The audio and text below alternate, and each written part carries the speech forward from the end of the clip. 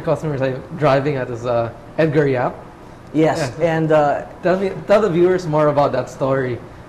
Ed, yeah, that's a perfect example of how my website really just connected, myself. So I've met a tremendous amount of individuals through my website, really, and how Ed was sort of got into the picture was he took photographs of black and whites. Really, he was into the whole analog photography thing, just really old cameras, really, and so he mentioned that he wanted to do a couple of shots for Dean and Trent, and so I guess I said, okay, let's try that. And so he went to the factory, and I wasn't expecting much, but then, I mean, it turned out to be really good. And ever since then, we've been collaborating on just a variety of projects that are related to Dean and Trent.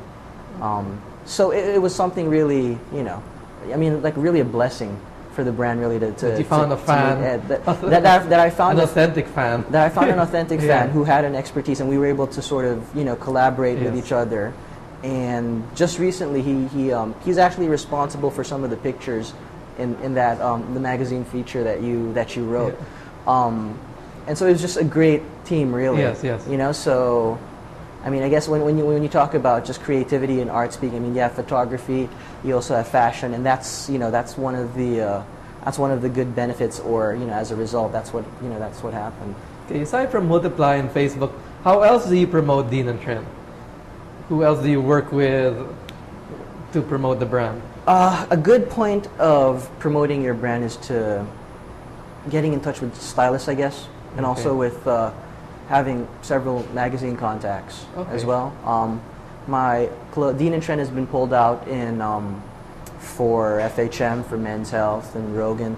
You want to have a consistent stream of coverage, and so really that's how we've been sort of advertising right now. Is whenever stylists want our clothes, we end up handing it to them, and eventually a couple months later we see it in a magazine. That's our main advertising right now, apart from the Facebook webpage. So I'm just curious, who reaches who?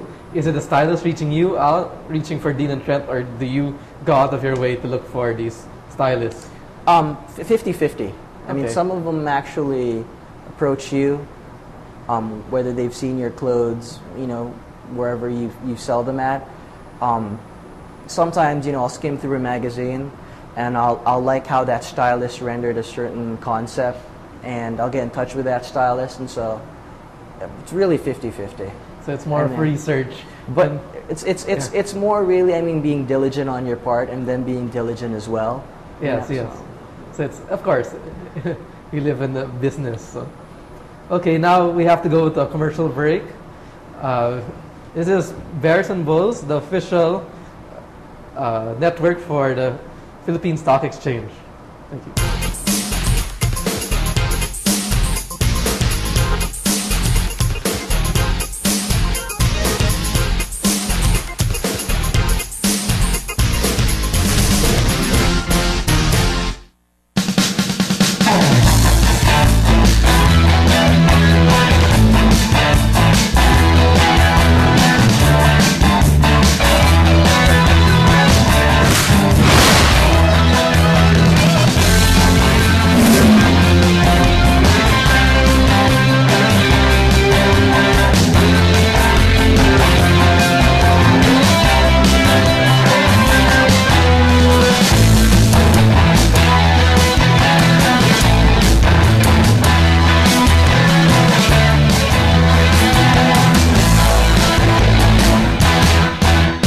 Problemang haharapin pa lang ng ibang kandidato para presidente na lutas na ni Jojo Binay. Sa Makati, paggamot at ospital, libre sa mahihirap. Ganito kami sa Makati. Ganito sana sa buong bansa. May pag-ahon, may bukas pa.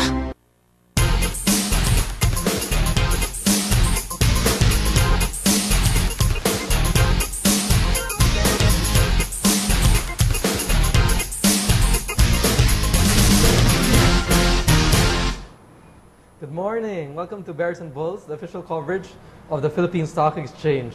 Today we're stretching your peso with fashion entrepreneur Timmy, owner of Dean and Trent. Before the commercial break, we were talking about how Dean and Trent was in the bazaar and how he marketed his fashion line through Multiply and through magazines. Now we're going into how he moved the bazaar into the retail business. So Timmy, talk to me about how you went into crossings. Well, so after we did a couple of those bazaars in hotels and at the Rockwell Bazaar, you get a good sense of whether your brand is willing to take that next step, and that next step is really just taking the form of going into a department stores or and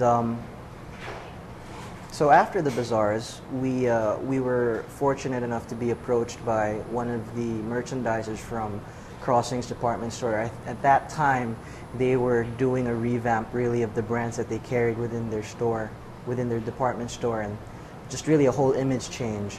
And so we presented our merchandise, met with the owner. Who's the owner? Sorry. Sandra. Okay. Sandra Ramos Padilla. Okay. And well, good enough that they liked our products to give us a chance. So wait, who approached who? Did you go? Their merchandisers approached us. The initial thing was, they approached us, and then afterwards, it got to a second meeting, and then the third meeting, basically is where they hand you a contract and whether you're, any negotiations that you want to take place in terms of how much they charge or the space that you're given to you. Really, when they approve your item, it's from that point on, it's a matter of figuring out what type of arrangement you want with them, and there are several of these. There's outright, whether they purchase your goods, just literally outright. You could do consignment, and this is where they pay you if your item is sold, or you could sort of be a concessionaire, which is where they charge a fixed amount for a certain space or a certain percentage of your sales. My brand sort of took initially the consignment part, so there was less risk for the department store as if it would to be a outright setting. Later on, we moved to the concessionaire when we had sufficient sales. So through the initial talks with the merchandiser, we figured out that consignment was the best option to start with initially, and later on we moved with a concessionaire, which sort of entails a bigger space, and it also entails having your own salespeople as well. Okay, so how did the department store work with your bazaars? What was the relationship? Well, they feed off each other, I guess. I mean, people that attend your bazaar, you can tell them that you're available in department stores, and it gives them that extra, I guess, the value that it gives us, that the department store is consistently there for you, whether the bazaar is just 3 days the most.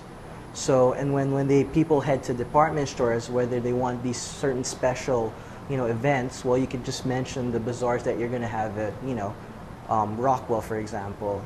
So it really, it benefits both. I mean, I wouldn't completely detach myself from doing bazaars. I still do the occasional bazaar. Yeah, that's interesting. I guess, but both really do, work well with each other. But you want to be centered more towards retail department stores and eventually getting your own boutique and just doing maybe once or twice the yearly bazaar thing, just to keep yourself at this, I guess, grounded and at the same time sort of updated on what's happening. Okay. So I think one of the things our viewers also want to know is, how do you know you're ready for the retail level, from being in the bazaar and going to this retail level? What virtues and values that you have to realize before jumping into a full-fledged store or going into consignment with the department store? I think the main thing that would precipice sort of going into department stores is whether you can handle the financial, not to say burden, but the financial rigor. The financial rigor.